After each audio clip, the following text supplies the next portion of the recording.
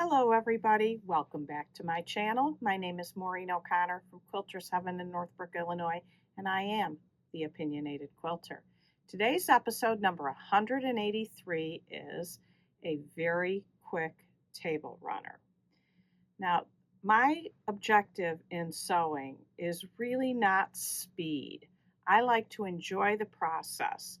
However, when I made this table runner, I said, wow, was really quick and fast to make. So I wanted to share it with you. Let's start at the beginning. I got one of those texts from my daughter. I pulled out all my Christmas decorations and I don't have a table runner.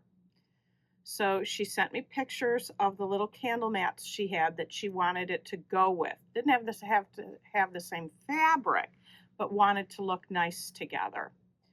So I then sent her 2 pictures of table runners I was willing to make, and she picked this one here, and you may recognize this if you've watched for a little while. Several months ago, I made 2 table runners for my sister for her 70th birthday. She has a real big table and a really big sideboard, and she wanted them for those 2 things. And so this is a really long table runner. Now the one I made my daughter is much shorter. She has a much smaller table. This, I really wanted to show you how different sizes can be. And in the table runner that I'm going to show you, I'm giving you the measurements that I did, but you can change them to suit your needs. You can make more center squares. You can make them bigger to make it wider. You can make them smaller to make it narrower. You can definitely tailor it to your size of your table. I want to go down to the table and show you how it's made, but maybe before we go there, we'll talk about what you need to make it. I did go all into my scrap heap of Christmas fabric, which I have way, way, way too much. And because you don't need a whole lot of fabric for table runners, maybe you might have enough at home without even adding anything to it. So the table runner that I made was 17 inches wide, which is a good width. The table runner batting is 18 inches, so that's kind of perfect for that. And 43 inches long. Might be a tad long for my daughter's table, but I couldn't make it 1 block less. It would then be way too short and would only be two big squares.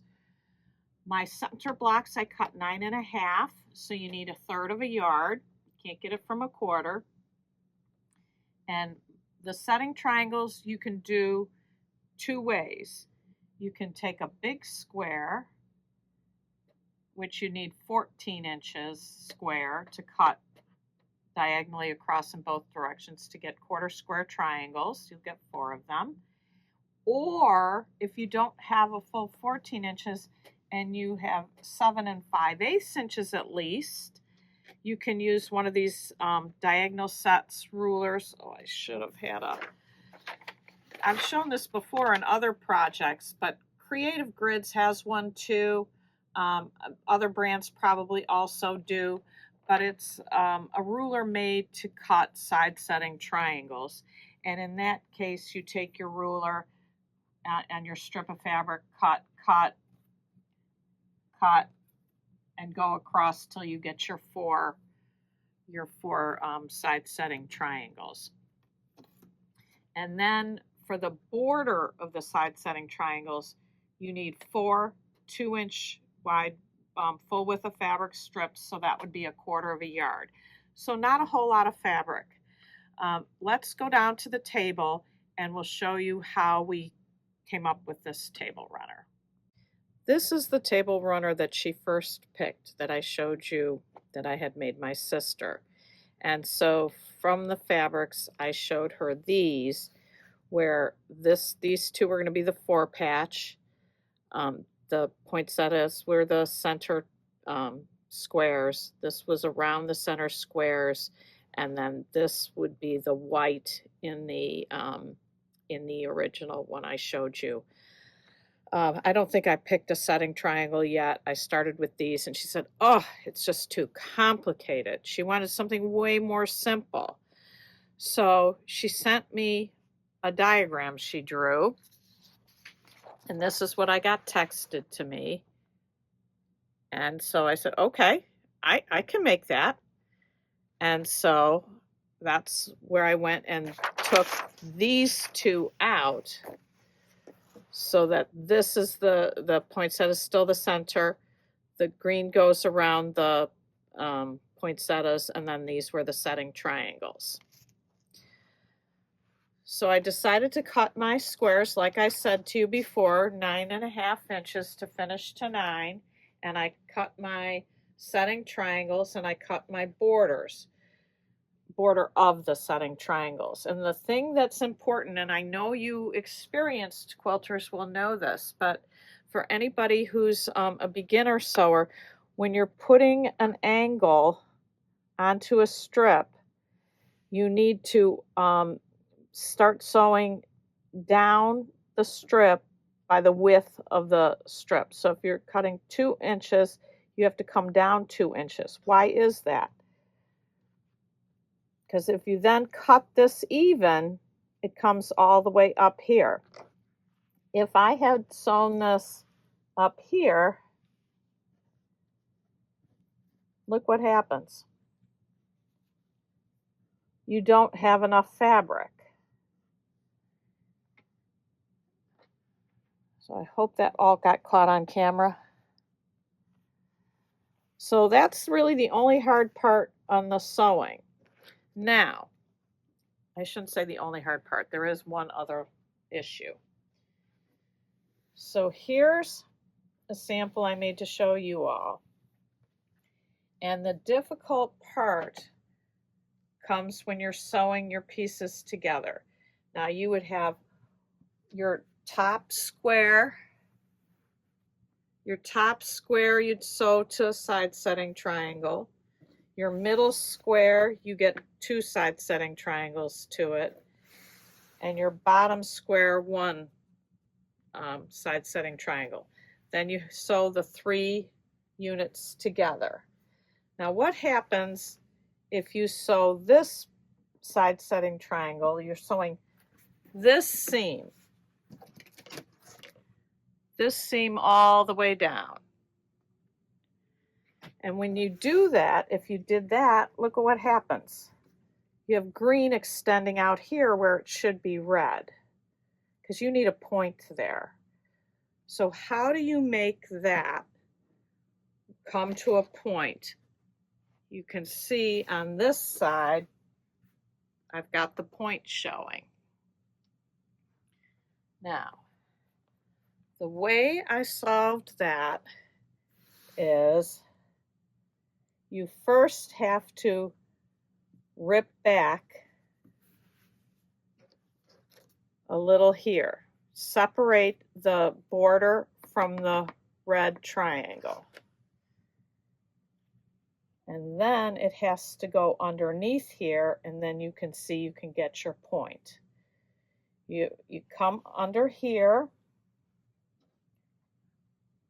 and sew that across, and then you're going to trim it. You're not going to leave it hanging there. You're going to trim it off so that you've got your regular 1/4 inch seam allowance here. Then you're going to trim this to even this green even to this green. So now this is gone. And then you continue sewing this seam down. And I left this one with the pieces still on so that you can see that this green here comes up through this seam. Then you would trim this off. And earlier I said on the other side, trim it off first. I left it on, but I'm going to have to go back in there and trim this off here so that I have my regular 1/4 inch seam allowances. I hope this makes sense. You might have to watch it a second time. Just remember that you have to open up the seam of the triangle to the border and put the green through it, and then this gets sewn to this. You have to come back up here and re-sew down, and you will get your points. Now, my triangles are oversized, so you can see that I need trimming up the side and trimming here to get it all even. But I'm really happy with how it turned out, and it did go really fast. It's only 3 colors, 3 squares, and I think I made it in a morning. It really easy, and I did super simple quilting. I said that on the elephant. You can do this. It's not scary. You can just stitch in the ditch. I did stitch some star points on the one for my daughter. Super easy. You can do it. Now, someone might say, why not just border the squares instead of border the setting triangles? Well, you can do that, and that makes a lovely table runner too, but it's not the look my daughter drew. She wanted these touching each other, not these touching each other. So this, you don't have to mess around with the points. When you sew your pieces together, they come up. Can we see both of these in here? Yeah. You get no problem. You just sew 1 setting triangle to a square, 2 setting triangles to the middle one, and 1 setting triangles to the end one, and then sew this seam, then sew this seam. This is even faster than the other. So it's just really which look you want. And that's it. You can get these made. You could mass produce them and give them to all your kids or friends or book club or whoever. Great, fast, easy gift. It don't be just Christmas. You could do Thanksgiving, Valentine's Day, whatever holiday you want to do, or an everyday one.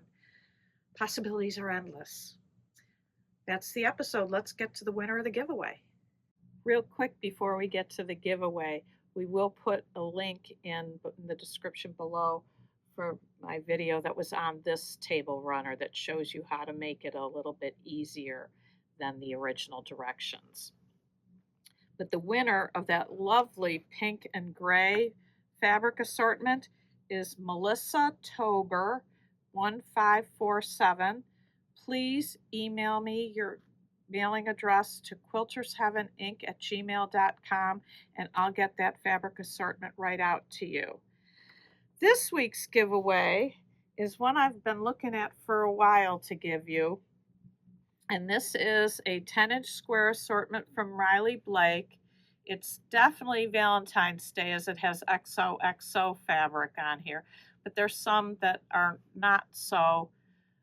There's a stripe and a plaid and different. Oh, there's one with hearts on it. I don't know how many are in here. I haven't counted them, but it has its original ribbon on it, so it hasn't been touched. If you would like to enter to win this assortment, you know what to do. You want to like my video, you want to comment on my video, and you want to subscribe to my channel. And in the comment, write Riley Blake 10-inch squares, or some combination of those words, and you will be entered to win. So that's the episode. Thank you so much for watching. I appreciate each and every one of you, and until next time, happy sewing.